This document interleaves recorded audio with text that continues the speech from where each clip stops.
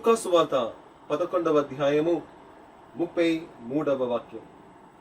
దీపమును వెలిగించి ఎవడును చాటున గాని కొంచెము క్రింద కాని ఉంచడు, లోనికి వచ్చువారికి వెలుతురును ఇచ్చుటకు దీప స్తంభముపై ఉంచును.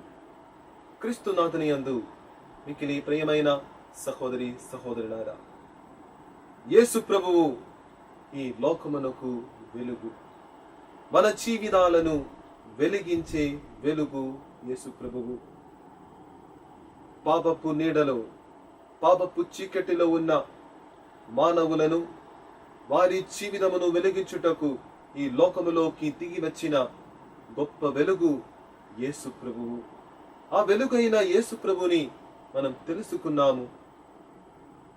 తెలుసుకున్న ఆ దేవుడైన ఆ వెలుగును మనలో దాచిపెట్టకుండా ఇతరుల జీవితాలను కూడా వెలిగించుటకు ఆ వెలుగుకు సాక్ష్యమిచ్చు జీవించాలని నేటి సువార్త మనకు బోధిస్తుంది. వెలుగైన ఆ యేసు ప్రభువుని ఇతరులకు మనం ఇవ్వాలంటే మనకు ఉండవలసిన ఒక యోగ్యత గురించి కూడా సువార్త మనకు బోధిస్తుంది. లూకా సువార్త 11వ అధ్యాయము 35వ వాక్యం.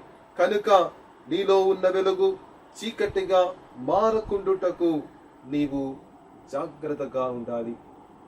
వెలుగైన యేసు ప్రభువును ఇతరులకు మనం ఇవ్వాలంటే మనలో ఉన్న ఆ వెలుగును మనం చీకటిగా మార్చకూడదు.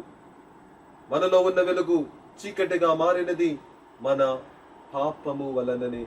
అందుకే పాపమును దూరముగా ఉంచి, పాపమును విడిచిపెట్టి వెలుగుతో నింపుటకు, వెలుగును ఇవ్వుటకు మనం శ్రమిద్దాం.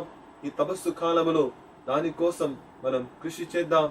వెలుగైన యేసు ప్రభువు మనలందరినీ నిండుగా దీవించునుగాక. ఆమేన్.